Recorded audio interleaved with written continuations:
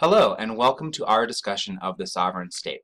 In this lecture, we are going to be combining two things that we've already talked about today.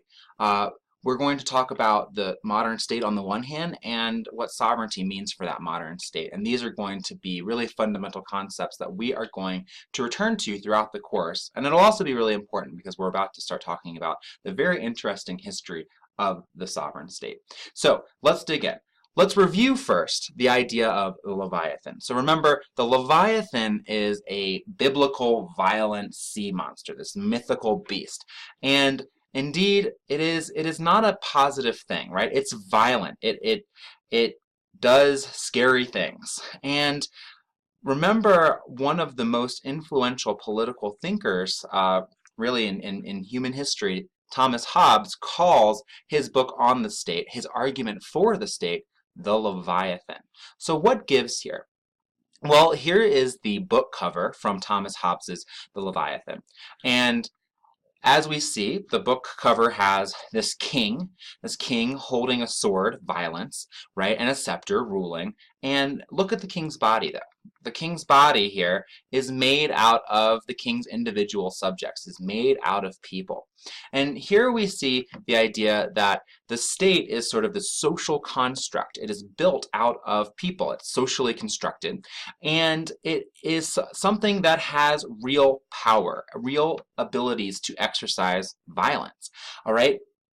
So we have Shively, the author of our text, defining the state as a political unit that has ultimate sovereignty. So let's remember, what's sovereignty? Well, sovereignty is the idea of an ultimate authority, that this body or this person, this office, right, is able to make the decisions, these political decisions. Remember, a political decision is something that's public, authoritative, and binding. You can't get out of it if the sovereign tells you what you have to do. And indeed, for Hobbes, the sovereign was an absolute monarch. Remember, Hobbes is worried about state of nature that's nasty, brutish, and short, and dangerous. And the idea for him is that we can solve this problem by having the sovereign, the monarch, do his or her best to preserve peace and have a just rule. But when we think about what sovereignty means, we can go to another great thinker, and that's Max Weber. And Max Weber was a German sociologist who we will be seeing a lot. We can call him Uncle Max. We'll get to be good friends with Max Weber.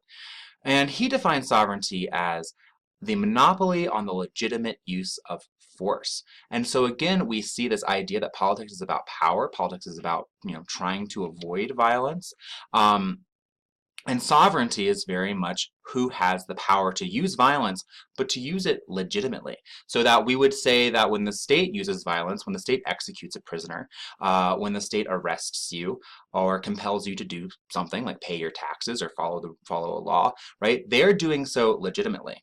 I can't use violence against you legitimately, but the state certainly can. And that's the idea of sovereignty. Remember that another key defining attribute of the modern state is that it's territorial. The state has authority over a given area. And it is only on that area that the given state government has sovereignty. So, right, the government of France is sovereign over the physical territory of France. They have no sovereignty to make decisions about England, Spain, or Germany because they are not the sovereign in that territory. Here are two maps to demonstrate the point that it hasn't always been this way. Indeed, for a lot of human history, there have been overlapping claims to sovereignty from different levels of political organization. So here's Germany in the 1400s, and here's Italy at the end of the 1400s. And if you were, for example, a merchant in Florence, sure, you would probably have a duke in your life who's making a lot of decisions, but you'd also have the Pope making a lot of decisions. If you were a farmer in Prussia, which is right here, you would have allegiances to sort of a local lord. You might have allegiances to like the Holy Roman Emperor, but of course you'd also have allegiances to the Pope. So it wouldn't be the case that there's one single body with ultimate authority. There was a lot of conflict about who had authority over a given issue. And we will, think about this starting point in Europe when we talk about the origins of the modern state, because it's this long process of the big fish eating the smaller fish and ending up with, what would become one country of Italy and one country of Germany out of all of these overlapping political structures.